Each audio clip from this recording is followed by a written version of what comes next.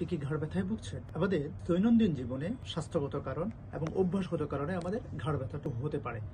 ঘাড় যেহেতু আছে, আপনার ব্যথা হবে। আমরা আইডেন্টিফাই করতে চাই কিসের জন্য আপনার ঘাড় ব্যথা হয় এবং এর থেকে প্রতিরোধ করার উপায়। আমরা এখন আলোকপাত করতে চাই আমাদের স্বাভাবিক জীবনে কি কি কারণে আমাদের ঘাড়। নাম্বার 1, টেক্সট নেক। টেক্সট নেক বলতে আমরা বোঝাচ্ছি আমরা দীর্ঘ সময় কোন একটা ব্যক্তিকে যখন SMS করি। আমরা এখন জানি যে আমরা এখন বিভিন্ন ধরনের সামাজিক যোগাযোগ মাধ্যমগুলোর সাথে জড়িত। ফেসবুক, টুইটার, ইউটিউব আরো ইত্যাদি ইত্যাদি। যে সকল টেক্সটরত অবস্থায় আমরা যখন ঘাড়টাকে যখন ঝুঁকায় ফেলি, তখন আমাদের একটা পজিশনে অনেকটা সময় যাবত আমরা থাকি। এই অবস্থানগত কারণে আমাদের ঘাড়ে এক ধরনের ব্যথা অনুভব হয়। আপনি একটা পজিশনে থেকে নেকটাকে যখন ঝুঁকায় রাখবেন, অর্থাৎ নেকের অ্যাঙ্গেল পরিবর্তন হওয়ার জন্য আপনার ঘাড়ের পরিবর্তন আসে। আপনারা জানেন যে আমাদের নিউট্রাল পজিশন যখন থাকে, আমাদের মাথার ওজন 1500 গ্রাম হলেও আমরা এটাকে অনুভব করি 120 থেকে 150 গ্রামের মতো।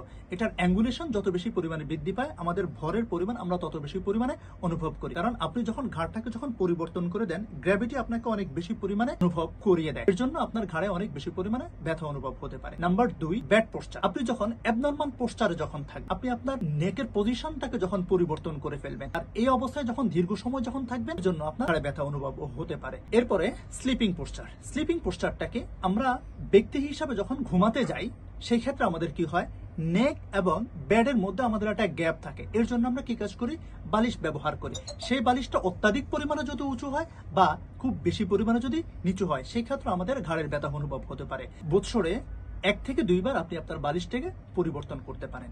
এতে আপনার উপকারিতা কি হবে, আপনার বালিশ অত্যাধিক চাপের কারণে যদি শুয়ে পড়ে, তাহলে আপনার ঘাড় ব্যথা হতে পারে, অথবা আপনি অত্যাধিক পরিমাণে যদি উঁচু বালিশ ব্যবহার করেন, সেক্ষেত্রে আপনার ঘাড় ব্যথা অনুভব হতে পারে।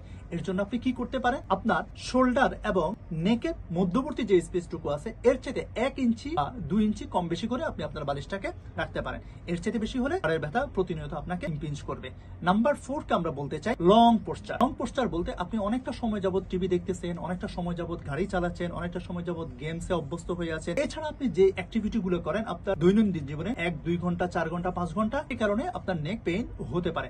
মনে রাখবেন, ঘাড় যেহেতু একটা বদলানোর অপশন নাই, বদলাতে হলে অভ্যাস পরিবর্তন করতে হবে। কি কি অভ্যাস পরিবর্তন করবেন, এর প্রতি আমরা আলোকপাত করতে চাই। এরপরে আমরা হেলথ রিলেটেড যে সকল সমস্যা আছে, এদের প্রতি আলোকপাত করতে চাই।